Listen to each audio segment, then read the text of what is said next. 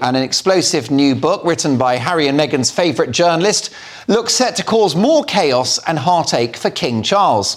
In widely reported excerpts from Endgame by Omid Scobie, Scobie alleges a rift between King Charles and his son Prince William, with the Prince of Wales painted as an ambitious hothead snapping at the heels of his father.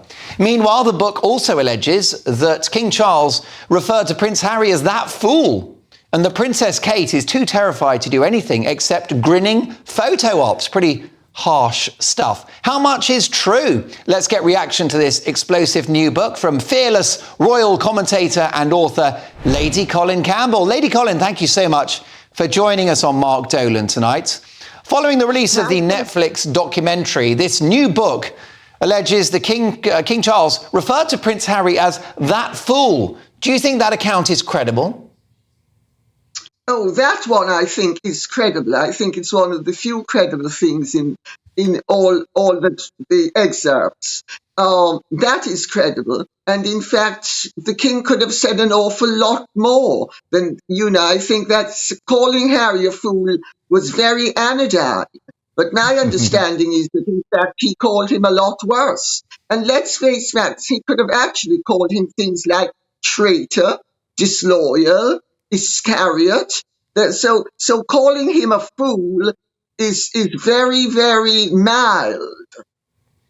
And it looks like Kate Middleton gets given a hard time in this book, Lady Colin. Characterised as a royal upstart, only qualified to do grinning photo ops. What's going on here? It couldn't be jealousy from the Meghan camp, could it? Absolutely not.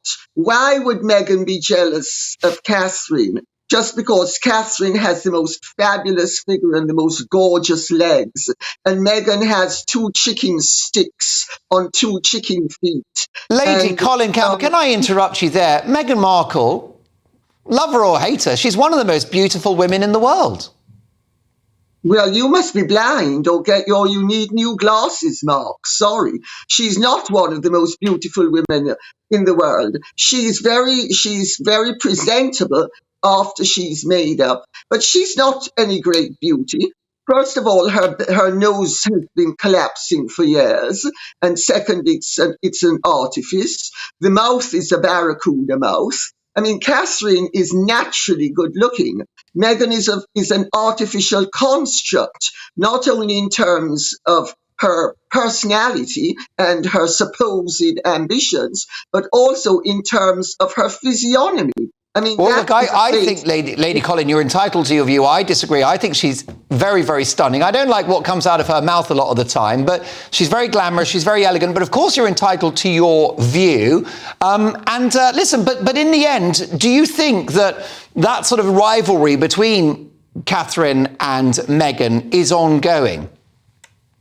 Oh, I think it's a rival. I think it's tremendous envy from Meghan's point of view. Meghan is jealous because she'd like to be number one, and she's never going to be. She doesn't have as good a figure as Catherine. She doesn't have as good looking a face as Catherine. She doesn't wear clothes as well as Catherine. She's not as popular as Catherine. And she wants to be number one, and she's never going to be number one. But I don't think Catherine's jealous of Meghan. Why would she be? I mean, Meghan is an insignificant creature as far as Catherine's concerned. OK, and Lady Colin, there were those revelations about the alleged or imagined skin colour of the Sussex's unborn child. The hunt for the royal racist continues. Now the book claims that there are two. What do we make of that? Well, I mean, let's face facts. Omid Scobie is as accurate and as truthful as Meghan and Harry.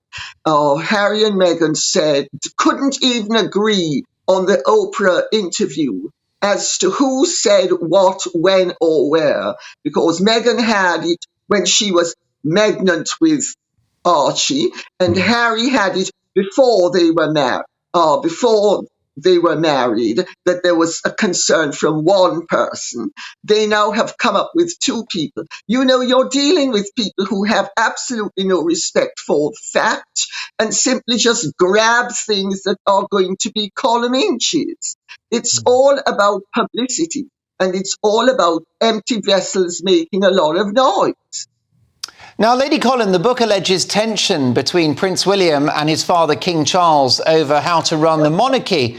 The claims are that William wants to rip up the rule book and do things, quote, the Cambridge way, in a challenge to his father. Apparently, he's got his eye on the throne. Do you identify any tension between father and son?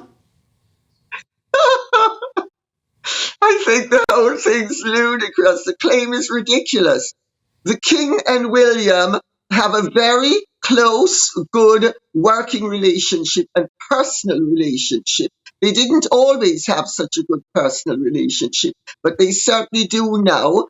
And as we have seen with recent activities, they divide up the issues. So William will do, say, A to M, and the King will do N to Z. So it's inventions. All of this is trying to make out that there are problems where there aren't. I mean, let's remember, Scabies has said that Charles is unpopular, the monarchy is unpopular. 60-something% of the people of this country have said they are in favor of a monarchy. Is that unpopular?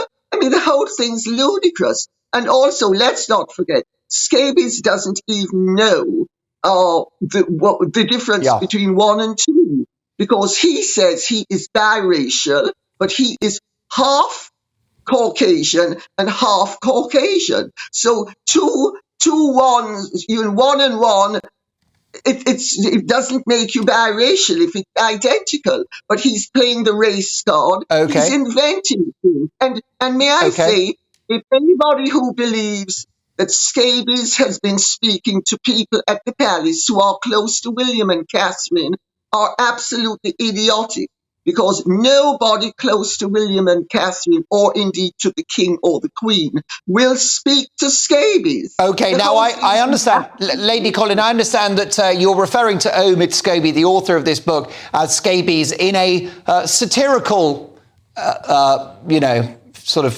impulse. But the bottom line is, the bottom line, of course, is that Omid Scobie has written this book. It's going to sell a lot of copies, and we're talking about it. Love him or hate him, this guy knows how to make headlines, and he's been very successful.